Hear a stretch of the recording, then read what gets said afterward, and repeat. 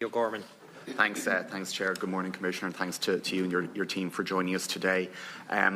Last week, the RSA were in here, and I was discussing with them about how some toy shop retailers are marketing e-scooters solely for children, and other retailers are very clearly marketing e-scooters that run over 20 kilometres per hour. So could you maybe just tease out for us what are the legal rules in place right now? My understanding is it's illegal for someone under the age of 16 to be on an e-scooter. Is it illegal for a shop to sell to an under 16-year-old? Is it illegal for someone to buy for an under 16-year-old? And is it illegal for a shop to market to an under 16-year-old? So all the offences that we deal with are not related to retailers. All the offences we deal with are in relation to the use of them. So as you rightly say, Deputy, under 16, you can't use them. There's the speed restriction, lights, audible warning device. They're all the things that we deal with out on the street. The retailers element, we don't. Can I ask, yeah. We say you don't, is it that there isn't a law there, or it's just not a law that you deal with? Well, I think there's two elements of it. My understanding is, from the briefing I've got, there isn't legislation around that. Yeah. But the second part of it is the practical application of that. The reality is, adults are going in there and buying them for children, so the retailers are selling them to adults. Mm-hmm. And anecdotally, we certainly know from some retailers that we have approached, that's the defence that they put forward. They say we're selling to adults. Now, the marketing of them, and again... So you do engage with retailers on this question, this kind of yeah, whether they should be doing this? What I would say is we have done it in some limited circumstances, mm-hmm. So it's not, as I'm sure you can appreciate, out on the streets and the enforcement of road traffic legislation. That's our primary thing. Mm. But we have approached some retailers, and this is the response we get. We sell them to adults. Yeah. Now, obviously, if an adult buys them and gives them to a child, I mean, you know, there's an offence there for under 16-year-olds. Yeah. But my view is there's certainly some weaknesses around the retailers. And it's something that we spoke about yesterday at the Justice Committee as well. And particularly when you see e-scooters directly marketed on the website, the drop-down menu is 7 to 9-year-olds, 10 to 12-year-olds. Like it's very targeted towards them. Absolutely. A lot of our focus here and the dialogue over the last couple of weeks has been on the illegal or dangerous use of e-scooters. But I suppose we have to recognise there are tens of thousands of commuters who use them every day. Many of them use them safely. Probably a good chunk of them could use them more safely than they currently do. But can I ask, is it your view that we can have e-scooters used on our roads in a way that is safe, that is regulated, and can fit in with everyone and everyone else who use our roads? Yeah, look, you're absolutely right, Deputy. There are people who use them very safely and responsibly. Certainly there are. But when we, from our experience in Garda Síochána, when we look at the use of e-scooters, there is just so much bad behaviour. It's not like it's limited bad behaviour. There was so much bad behaviour with them. Even if I set aside all the crime things that I've spoken about earlier, it's certainly not just, say, really poorly behaved criminal elements that are behaving badly using e-scooters. All our experience and all the reporting coming up to me is even around,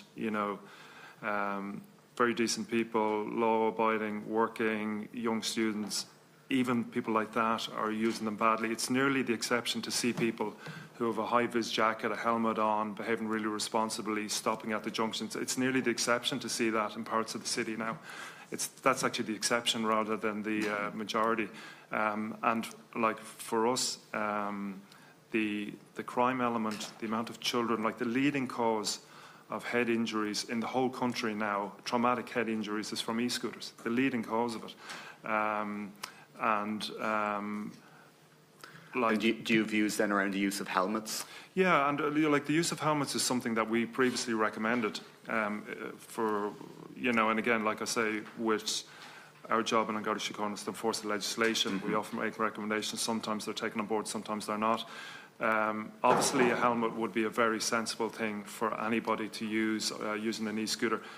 Now, what will that do?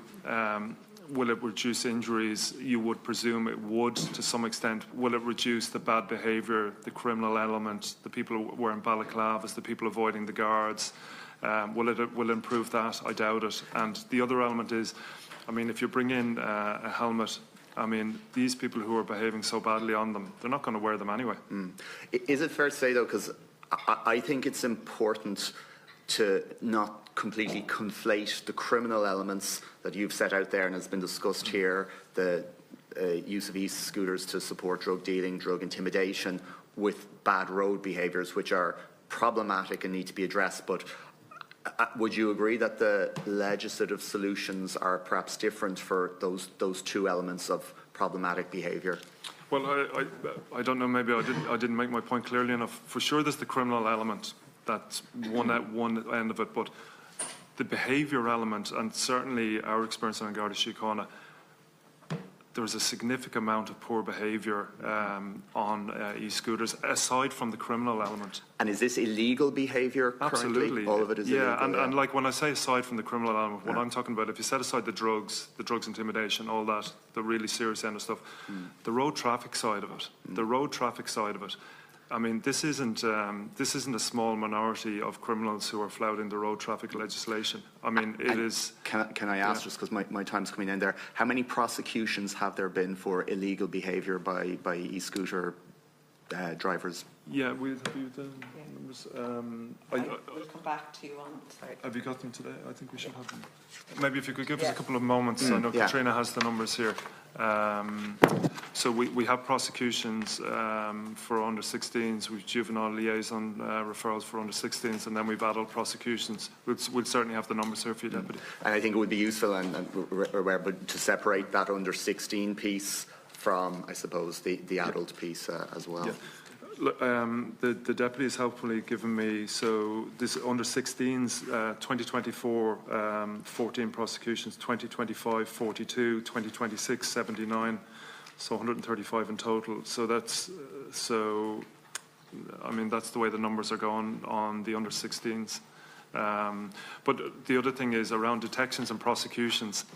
Like, I don't think that paints the full picture, because like a lot of them are, as I've explained both today and yesterday, a lot of them are very difficult for us to apprehend. I mean, so we might say, okay, here's the numbers around our detections and prosecutions, but that doesn't paint the full picture of what's going on with their use, because many of the people it's not possible for us to apprehend them. The way they're driving, the way they're using, they're going up on paths, they're going into parks, they're going down laneways, etc., etc. I think the deputy might want to. Do you mind? I just wanted to point out something that no one has said that I just think is really obvious and important, which is actually just being on one is quite dangerous. You don't have protection, you know, even if you're wearing a helmet, even if you're wearing high vis. So in a lot of the cases where we're seeing catastrophic injuries, actually the behavior might have been okay, right? Because you're on the road with others whose behavior may not be okay, who are in a vehicle, etc. So when we talk about safety, it's not just criminality, it's not just people who are engaging in poor behavior, it's actually just the lack of safety, if you will, even if you're doing everything right. And I think it's just an important thing to mention, stay and reflect on. Thank you.